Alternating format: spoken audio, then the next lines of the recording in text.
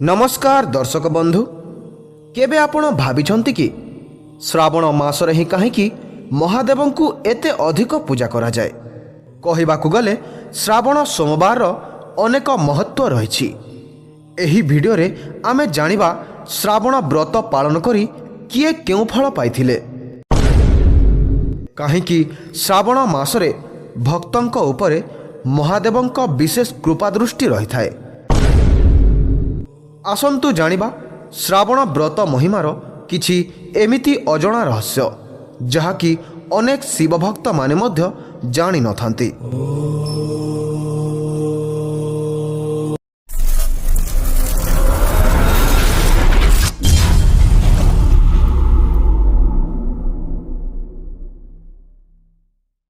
बंधुगण, त्रिदेवंक मध्यरे ब्रह्मा हेउछंती सृष्टिकर्ता, विष्णु हेउछंती पालनकर्ता एवं महादेव हेउछंती संहारकर्ता।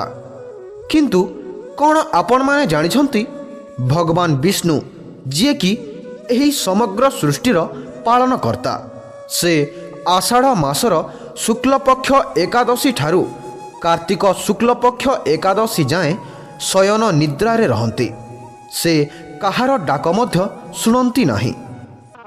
जेमिति राजांक बिना राज्य शून्य होई पड़े, ठीक सेमिति पालनकर्तांक बिना ए संसार शून्य होई जिवो। तेणु से एही 4 मास पाई संसारर समस्त दायित्व महादेवंकु देइथांती। सेइथिपाई महादेव ओ माता पार्वती नंदींक पीठिरे बसी सारा जगतकु भ्रमण करती। एही कारणरू आषाढ़ ठारू कार्तिक मास जाए अर्थात श्रावण मासरे मध्य भक्तंक उपरे महादेवंक विशेष कृपा दृष्टि रही थाए।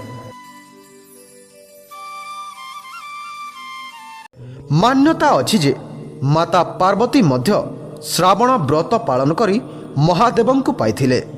श्री राम मध्य महादेवंकु संतुष्ट करिबा पाई एही व्रत करिथिले एवं कहंती रावण जे कि महादेवंक जणे परम भक्त, से मध्य श्रावण सोमवार व्रतरु ही महादेवंकु संतुष्ट करिथिले।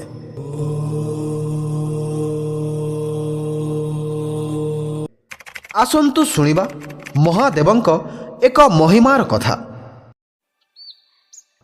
अमरपुर नामक एक ग्राम रे जणे साहुकार रहुथिले, जहांक नाम थिला सोमनाथ।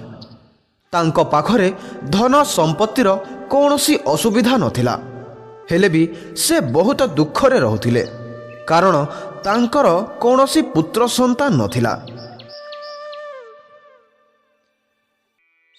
जेहेतु से जणे शिव भक्त थिले, से सबुबेले महादेवंकु पूजा करंती एवं प्रत्येक वर्ष श्रावण सोमवार मध्य अति निष्ठार सहित मानती। एते सबु भक्तिर केवल गोटिए आशा जे तांको एक पुत्र संतान प्राप्ति हेबो। एसबु कथा माँ पार्वती जानी पारिले। माँ पार्वती महादेवंकु पचारिले, हे प्रभु, सोमनाथ तुमर एते भक्ति करुछि, हेले भी तुमे काहेकि तार डाक शुण नाही। महादेव कहिले, सोमनाथर भाग्ୟରେ पुत्र संतान नाही। जदि भी मु ताकू एक पुत्र संतान देवी, हेले भी से 12 वर्ष परे मृत्युवरण करिब। मु मोर भक्त को पुणी थरे दुख देवाकू चाहू नाही। एहा सुनी माँ पार्वती जिद कले जे जहा हेब देखा जिवो, किंतु ताकू एक पुत्र संतान दियंतु। माता पार्वतींक कथारे सेही दिन रातिरे साहुकारंक स्वप्नरे आसी महादेव कहिले, हे मोर प्रिय भक्त, मु तुम भक्तिरे अति संतुष्ट अछि। सेइथिपाई तुमको एक पुत्र संतानर वर प्रदान करुछि, किंतु तुम भाग्ୟରେ पुत्र जोग नाही। सेइथिपाई से 12 वर्ष बयसरे ही अकाल मृत्युर शिकार हेब।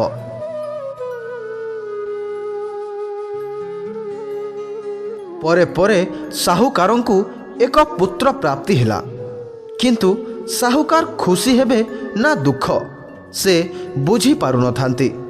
କାରଣ ଏହି ସୁଖ ବେଶୀ ଦିନ ରହିବ ନାହିଁ। ସେ ନିଜ ପୁତ୍ରକୁ ସମସ୍ତ ପ୍ରକାରର ସୁଖ ଦେଇ ଲାଳନ ପାଳନ କଲେ, କିନ୍ତୁ ଯେତେବେଳେ ତାକୁ 11 ବର୍ଷ ପୂରିଲା, ପୁତ୍ରକୁ ଶିକ୍ଷା ଗ୍ରହଣ କରିବା ପାଇଁ ମାମୁଙ୍କ ସହିତ କାଶୀକୁ ପଠାଇଦେଲେ ଏବଂ ସେପଟେ ସାହୁକାର ଅତି ନିଷ୍ଠାର ସହିତ ଶିବଙ୍କ ଭକ୍ତି କରୁଥାନ୍ତି।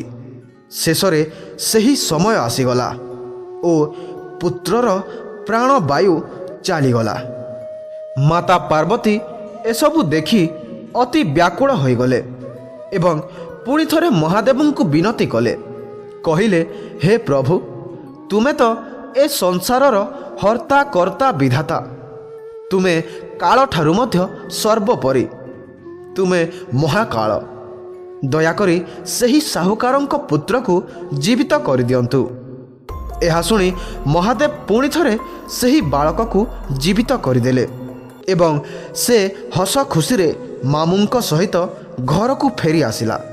ପୁତ୍ରକୁ ଜୀବିତ ଦେଖି ସାହୁକାର ଓ ତାଙ୍କର ସ୍ତ୍ରୀ ଅତ୍ୟନ୍ତ ଖୁସି ହୋଇଗଲେ ଏବଂ ମହାଦେବଙ୍କୁ ଅଶେଷ ଅଶେଷ ଧନ୍ୟବାଦ ଜଣାଇଲେ।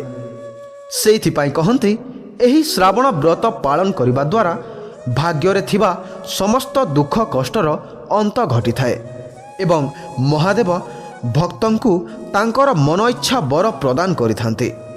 ଦର୍ଶକ ବନ୍ଧୁ, ଏହା ଥିଲା ମହାଦେବଙ୍କ ଏକ ମହିମାର କାହାଣୀ।